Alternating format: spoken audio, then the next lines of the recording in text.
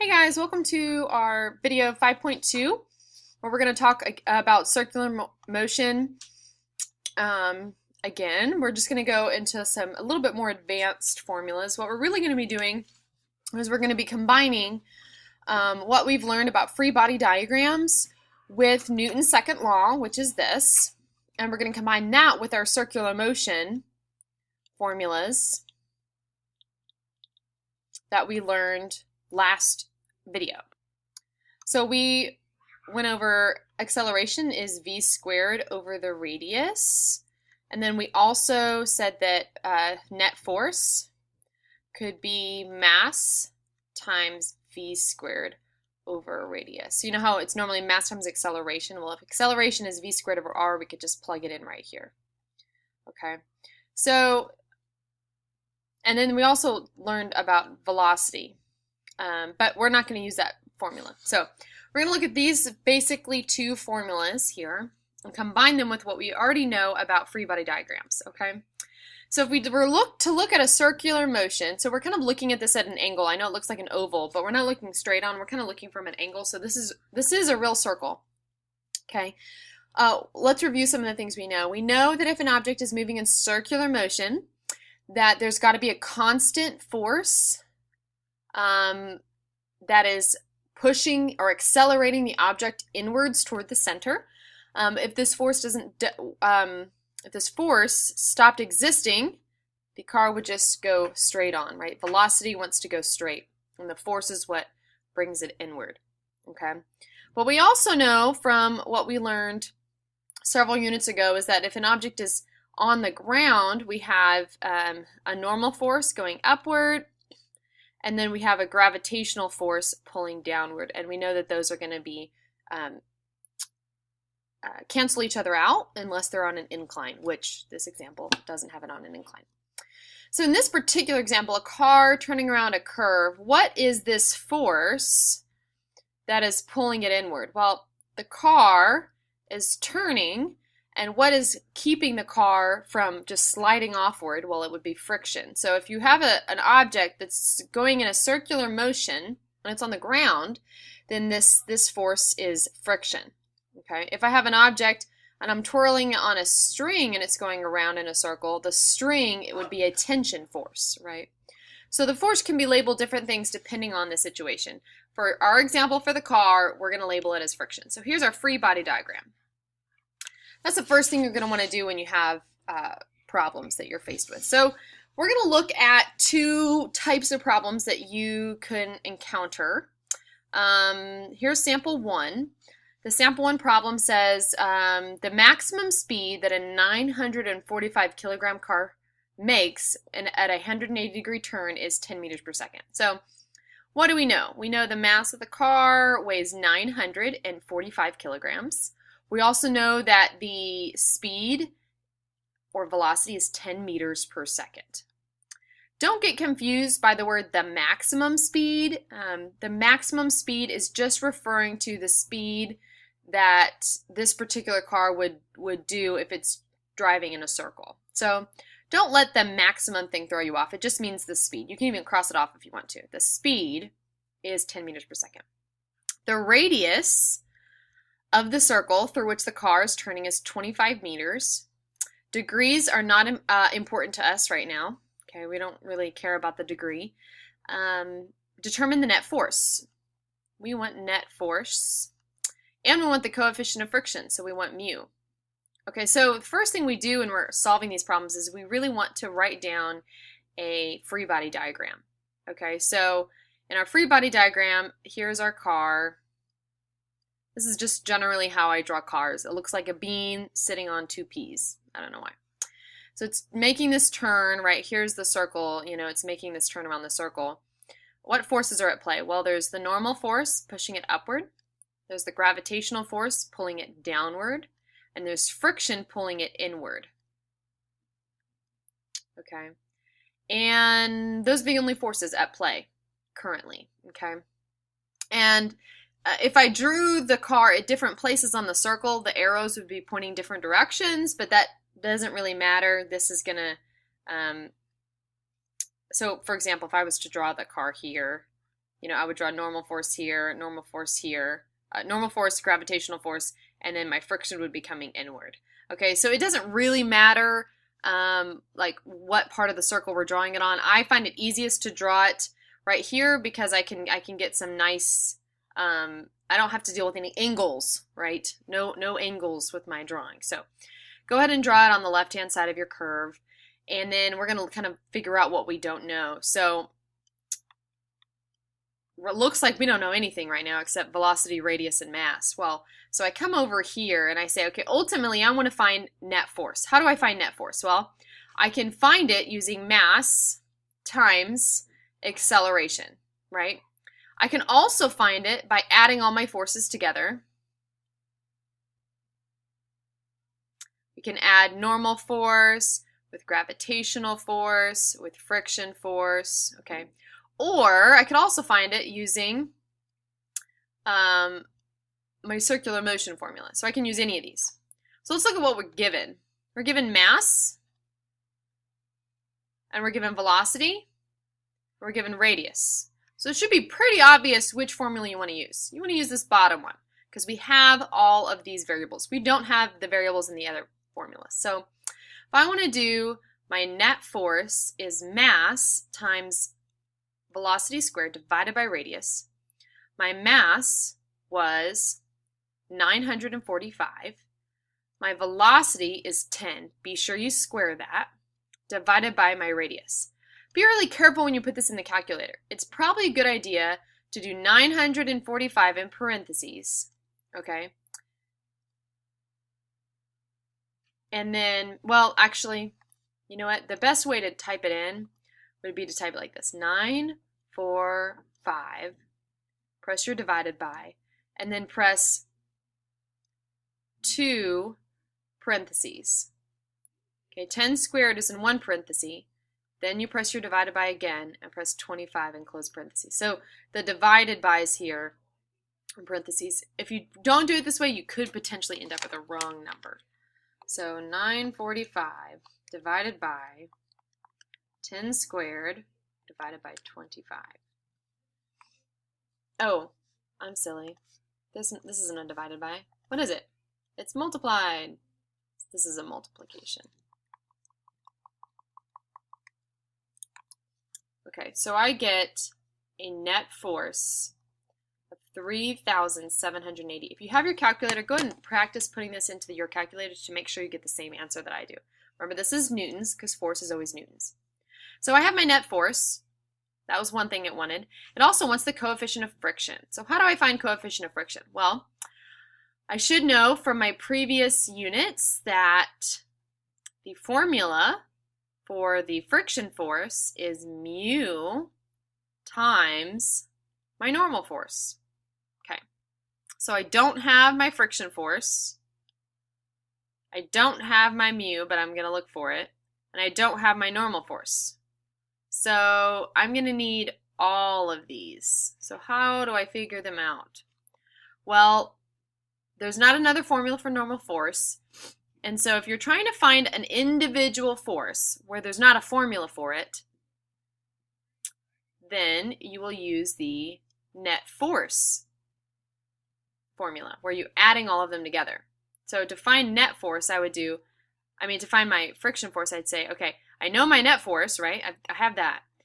And it's going to equal my friction force plus my normal force plus my gravitational force. Well, we have net, check, check, check, but we don't have these two. So we would need to find both of these. Well, this is actually convenient because we need to find normal force here, but we also need to find normal force here. You guys should know by now that your gravitational force is not negative 9.8. I keep seeing you guys put that on stuff.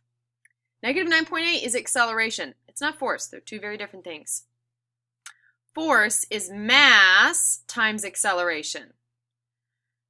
The force of gravity is the mass of the object, which was 945 kilograms, times the acceleration of the object. Since this is the force of gravity, we're looking for the acceleration of gravity. So that's why the formula writes it as g.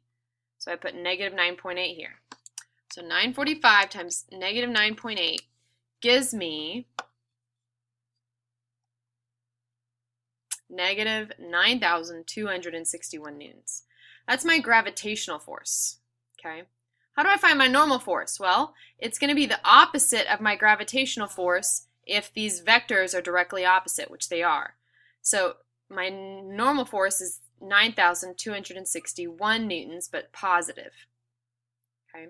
So what's my net force? It was 3,080. Remember, we got that right over here. That's my net force. My friction force I'm looking for. My normal force was 9,216. My gravitational force was negative 9,216. And guess what? They cancel each other out. So my friction force is actually the same as my net force. And that should make sense, right? Because if these cancel out, what's your net force? Well, friction. So my net force is 3,780. That's great. So now, can I find my last thing? It says it wanted net force, which we got. It said it wanted friction force, which we got. And it wants mu.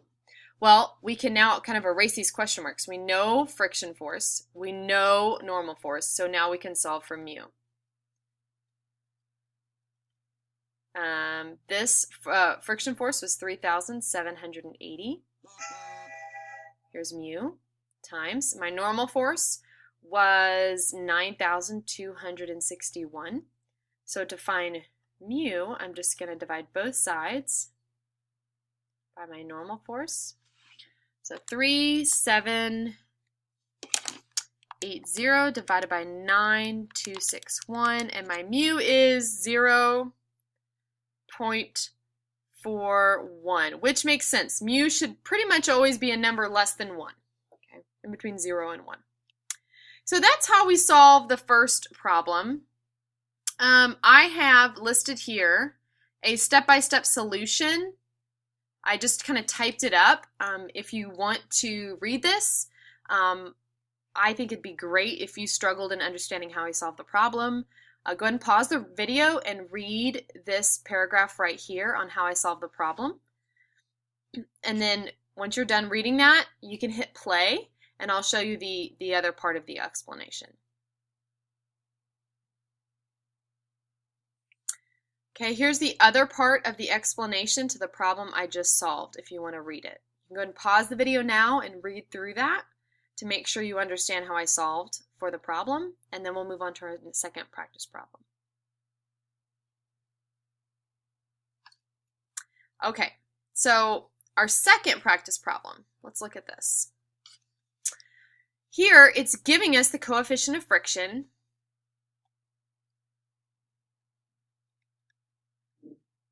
It gives us the mass.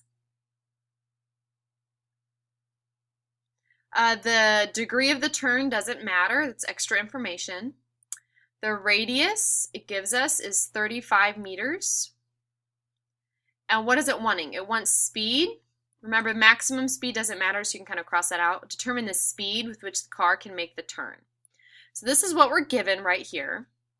So let's think about velocity. How do we find velocity? Well, we should know from our circular motion formulas that acceleration will equal v squared, right, divided by r. So let's see what we have. We're looking for v squared, so we could actually rearrange the formula. So v squared is a times r. So if we're looking for v squared, we need acceleration and we need radius. So we have radius, that's great, but we don't have acceleration. How can we find acceleration? Well, we know that using the same formula for acceleration is not going to work because we don't have velocity. So is there another formula that can help us solve for acceleration? Should remember this formula has acceleration in it, right? So let's rearrange. To find acceleration, we can just do F net divided by mass, right? We can put mass on the bottom here. So really, we want to use this formula to find acceleration so we can use it to find velocity. So we have, that was Sierra. She just interrupted me, so I'm embarrassing her in front of the whole video. What do we need to find now? Well, we need to find our net force and our mass. Well, If you remember, we're actually given our mass right up here. So we have mass. We just need our net force. So let's take a little gander. How can we find net force? Well, we don't want to use the same formula that we have up here. So we could use adding all our individual forces together can always give us our net force. So how do you do this? A free body diagram. So that's really where we need to start. Once we've traced our path, we need to start and draw our free body diagram. So here's our car. We know that there's the normal force. I'm going to actually do this in black. Okay, so here's the car. Normal force goes up. Gravitational force goes down. We know that these should balance each other out. Friction force is going to pull it inward because it's going in a circle.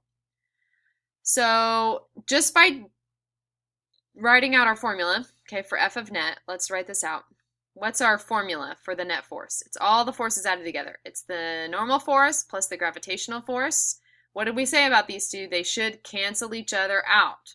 What's the only force left? Friction force. So this pretty much always happens in circular motion problems, but your net force is going to just equal your friction force, okay? Because the normal and the gravitation should cancel each other out. So if our net force is going to equal our friction force, we're looking for net force. What do we need now? Friction.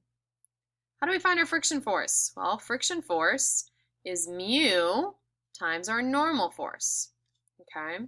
So mu is given to us right here. It's 0.850. 0.850. Times our normal force. Well, how do we find normal force? We need that. We need normal force. How do we find that? Well, we know our normal force is the same thing, except it's a negative version of our gravitation force. Our gravitation force is going to be mass times acceleration of gravity.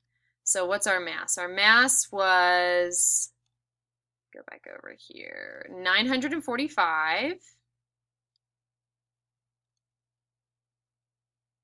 Our gravity is negative 9.8. So I plug that in my calculator. I get negative 9,261. It's actually the same problem that we did before, so it's the same gravitation force. So our normal force is 9,261. So let's solve this problem. What's our friction force? It's mu, which we got from our given, times our normal force, which I just calculated. And my friction force is 7,871.9 newtons. Remember, our normal force, our friction force and our normal force are going to be the same, right? It's going to be the same. So we have answered our question, which was, come all the way back here. Determine the speed. Oh, we haven't answered our initial question. See, this is why it's really good to write everything out, because you might think you're done, like I thought I was done, but you're really not. Well, we got our net force, so let's work our way back. This is where we put net force right here. Acceleration is our net force, which we just calculated. It was 7871.9. 7871.9 newtons.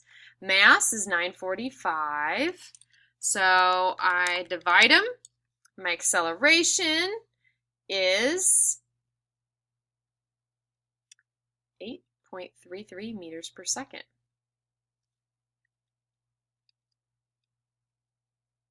So we have radius and we have acceleration, so now we can actually solve this problem. That's our acceleration. Our radius was 35 meters. We got that from right over here. And so I multiply them, and I get 291.55. That's not my speed. This is actually speed squared. So speed squared is this number. So how do I get just speed? Well, if I put it under the radical like this, I get velocity equals, so I do radical 291.55, and so my speed is 17.1 meters per second. It's really 17.07, I just rounded. And now I have my actual answer. So just be really careful that you solve this kind of like the way I did. Write out your thought process first and then kind of solve it backwards. So if you want another example of how I solve this problem, I've typed up kind of another way to read on how I solve the problem. So feel free to pause the video and just read this, and I'll scroll down in just a second.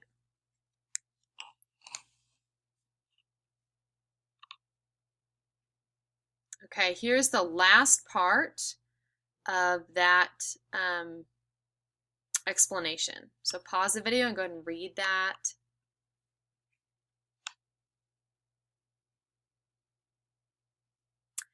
And then the last thing I typed up for you, which you don't have to copy onto your notes if you don't want to, but if you are struggling in the class, you should write it down.